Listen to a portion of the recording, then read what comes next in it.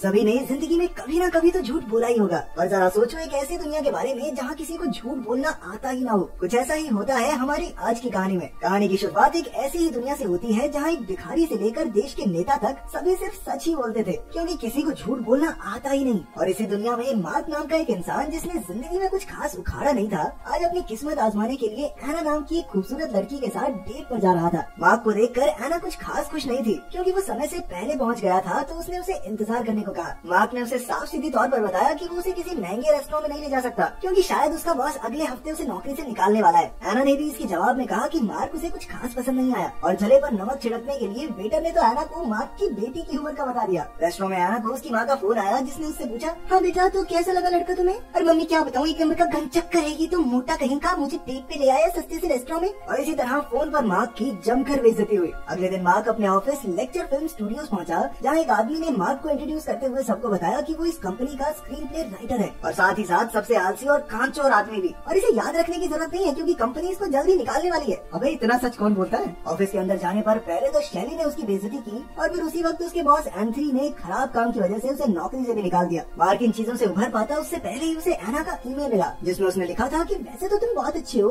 पर तुम थोड़े मोटे और गरीब हो, तो मैं नहीं चाहती कि मेरे बच्चे भी मोटे और गरीब हो, तो यू आर रिजेक्टेड। ऑफिस से जाते वक्त शैली और ब्रैड ने बताया कि उन्हें हमेशा से मार्क के साथ एक ऑफिस में काम करने में शर्म आती थी, और वो जिंदगी भर एक लूजर ही रहेगा। इसके बाद मार्क एक वृद्धाश्रम में पहुंचा, जहां उसकी बूढ़ी माँ रहा करती थी। उसने अपनी माँ को अपनी नौकरी के बारे में बताते हुए कहा कि उनका पूरा परिवार ही लूजर से भरा पड़ा है। उधर जब मार्क के घर उसका लैंडलॉर्ड किराया लेने पहुंचा, तो उसने वही अपनी दुख भरी कहानी सुनानी शुरू कर दी, जिससे परेशान होकर लैंडलॉर्ड ने कहा, देख भाई एक दिन का टाइम दे रहा हूँ, घर खाली करके निकल जाए यहाँ से, फालतू बकवास में। इसके बाद मार्क अपना अकाउंट बंद कराकर अपने सारे पैसे निकालने बैंक पहुंचा, जहाँ कैशियर ने उसे बताया कि वो उसका अकाउंट बंद नहीं कर सकते, क्योंकि उनका सिस्टम अभी काम नहीं कर रहा। सिस्टम काम नहीं कर रहा? एसबीआई में खाता है क्या इसका? लेकिन कैशियर ने कहा कि फिलहाल वो उसे कैश दे सकते हैं। जब कैशियर ने पूछा कि हाँ भाई कितने पैसे तेरे अकाउंट में, कितने चाहिए बता, तो मार्क ने जिंदगी में पहली बार झूठ बोलते हुए बताया कि उसके अकाउंट में $800 पड़े थे। उसे बहुत डर लग रहा था, और तभी सिस्टम दोबारा से चलने लगा। कैशियर ने जब चेक किया तो उसके अकाउंट में सिर्फ $300 थे, लेकिन क्योंकि इस दुनिया में कोई झूठ बोल ही नहीं सकता, तो कैशियर ने मार्क की बात पर विश्वास करके उसे $800 दे दिए, और सोचने लगा कि शायद सिस्टम में कोई खराबी होगी। मार्क वहाँ से हैरान होकर वापस अपने घर पहुँचा, जहाँ उसने सबसे पहले घर आकर अपना रेंट भरा। फिर वो शाम को अपने दोस्तों के पास जाकर अपनी नई शक्तियों के बारे में बताने लगा, पर क्योंकि उनकी भाषा में झूठ को बताने के लिए कोई वर्ड ही नहीं था, तो ना तो मार्क उन्हें समझा पाया और ना वो समझ पाए। मार्क बार बार अपना नाम बदलता और हर बार उसका दोस्त उसे सच मान लेता। इसके बाद उसने अपने एक दोस्त से पूछा कि उसे जिंदगी में क्या चाहिए, तो उसने जवाब दिया, भाई एक लड़की चाहिए यार, जिंदगी सूनी पड़ी है, उम्र बढ़ती जा रही है, क्या बनेगा मेरा समझ नहीं आ रही। इसके बाद मार्क बाहर से निकला और सामने रोड पर चलती एक औरत के पास गया। मार्क ने उससे कहा कि अगर उसने उसके साथ गुलू गुलू नहीं की तो दुनिया तबाह हो जाएगी। ये सुनकर वो लड़की डर गई और जल्दी से मार्क को लेकर एक कमरे में पहुंची। कमरे में पहुंचने के बाद मार्क ने उससे बातचीत करने की कोशिश की,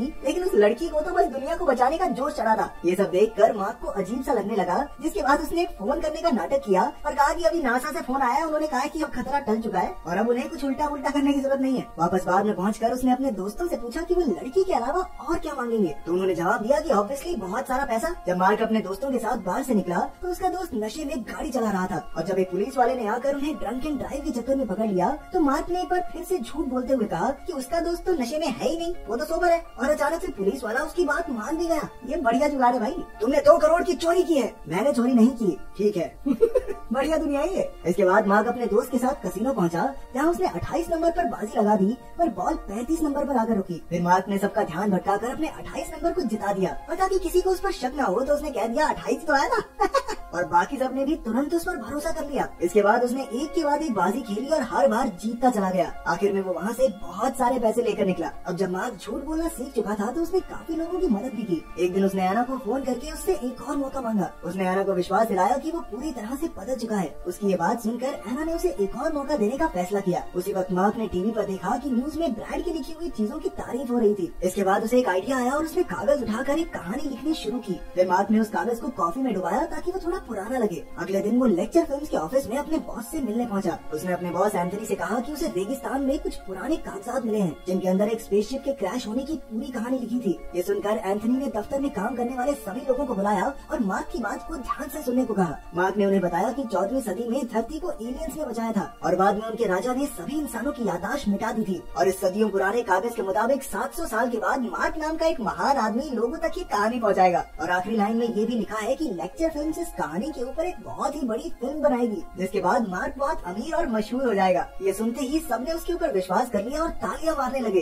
एंथनी ने मार्क को तुरंत इस फिल्म पर काम शुरू करने को कहा। अगले दिन मार्क एना को एक महंगे रेस्टोरेंट में लेकर गया। यहाँ एना ने मार्क को उसकी कामयाबी के लिए बधाई दी और उसके परिवार के बारे में पूछा, जिस पर मार्क ने बताया कि उसका बाप शराबी था और उसकी माँ एक नर्सिंग होम में रहती है, लेकिन अब वो अपनी माँ को वहाँ से निकालकर एक अच्छे घर में रखेगा। इसके बाद मार्क ने एना से शादी के बारे में पूछा, जिसके जवाब में एना बोली, देखो तुम सक्सेसफुल और पैसे वाले तो हो, लेकिन मैं नहीं चाहती कि मेरे बच्चे तुम्हारी तरह मोटे और गंदे दिखें। बात खत्म। ये ज्यादा डायरेक्ट बेइज्जती नहीं हो रही। उसी वक्त अचानक मार्क को एक फोन आया कि उसकी माँ की तबीयत बिगड़ने की वजह से उन्हें हॉस्पिटल में दाखिल किया गया है। ये सुनते ही मार्क हॉस्पिटल पहुंचा, जहां मार्क की माँ मौत के डर से सहमी हुई थी। ये देखकर मार्क से रहा नहीं गया और उसने उनका दिल हल्का करने के लिए झूठ बोल दिया कि मरने के बाद सब कुछ बहुत बढ़िया हो जाएगा मम्मी, चेहरे की सारी झुर्रियां चली जाएगी, तुम जवान हो जाओगे फिर से और स्वर्ग में ये बड़ा घर मिलेगा तुमको रहने के लिए। मस्त वहाँ पे 4 नौकर मिलेंगे, सारा दिन तुम्हारे पैर दबाएंगे, ऐश काटोगी ऐश। मार्क की ये सारी बातें वहाँ खड़ी डॉक्टर्स भी सुन रहे थे। अगले दिन जब वो घर पहुँचा तो उसके घर के बाहर भीड़ लगी हुई थी। लोगों ने उसे देखते ही घेर लिया और सभी मौत के बाद की जिंदगी के बारे में पूछने लगे। बड़ी मुश्किल से वो अपने घर के अंदर घुसा और जैसे ही उसने टीवी चलाया वहाँ भी यही न्यूज चल रही थी। तभी वहाँ एना भी पहुँच गई और उसने मार्क से पूछा कि आखिर उसने अपनी माँ को क्या बताया था। मार्क ने एना को यही सारी बात बताई, जिस पर उसे भी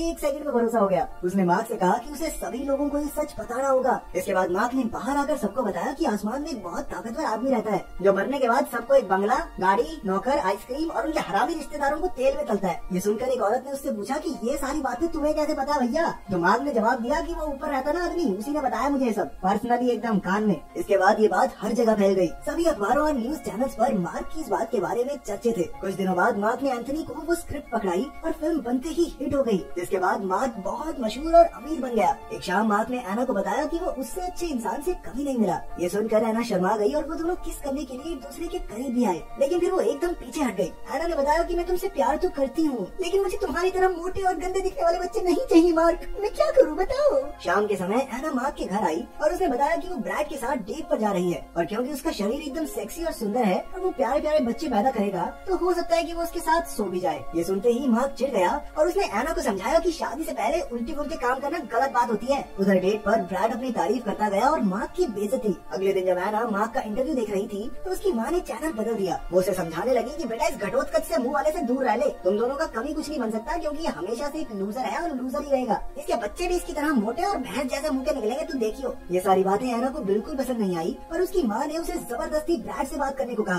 कुछ महीनों बाद एना मार्क के घर पहुंची, जहाँ मार्क बड़ी बड़ी दाढ़ी और बाल लेकर दरवाजा खोलने आया। मोटापे के चक्कर में भैया को रिजेक्ट कर दिया, क्या हाल बना दिया है, हे भगवान। एना ने मार्क को अपनी शादी का कार्ड पकड़ाया। कार्ड पकड़कर बेचारे मार्क ने एना को ब्रैड से शादी तोड़ने को कहा, लेकिन एना ने उसकी एक न सुनी क्योंकि उसे लगता था कि ब्रैड के साथ ही उसके बच्चे एकदम स्लिम ट्रिम और स्मार्ट पैदा होंगे। एना की शादी वाले दिन मार्क के दोस्त ने आकर उसे उठाया और दाढ़ी शेव करने को कहा। उधर शादी के बीच में अचानक से मार्क ने खड़े होकर सबके सामने कहा कि एना उसके साथ ज्यादा खुश रहेगी। ये सुनकर ब्रैड ने कहा कि वो आसमान में बैठे आदमी से ही पूछे कि एना के लिए क्या सही रहेगा। मार्क आसानी से वहाँ झूठ बोल सकता था, लेकिन वो झूठ बोलकर अपने प्यार को नहीं पाना चाहता था। उसने जवाब दिया कि एना को अच्छे से पता है कि उसके लिए क्या सही रहेगा। ये बोलकर वो चर्च से जाने लगा कि तभी एना ने उसे रोककर उस आदमी से पूछने को कहा, जिस पर एक टूटे हुए मार्क ने जवाब दिया कि ये तो सिर्फ एक कहानी थी उसकी माँ का दर्द कम करने के लिए। इसके बाद एना ने उससे पूछा कि फिर उसने शादी के लिए झूठ क्यों नहीं कहा। तो मार्क ने एना से कहा कि वो उसे तहे दिल से प्यार करता है और वो चाहता है कि एना भी उसे बिना किसी फरेब के चाहे। उसकी ये बात सुनकर एना भावुक हो गई और कहने लगी कि मेरा भी मन थोड़ा सा मोटे बच्चे पैदा करने का हो रहा है। बेसिकली इन दोनों की सेटिंग हो ही गई। तो अगर आप ऐसी दुनिया में पहुंच जाएं तो आप क्या करेंगे, कमेंट्स में जरूर बताना।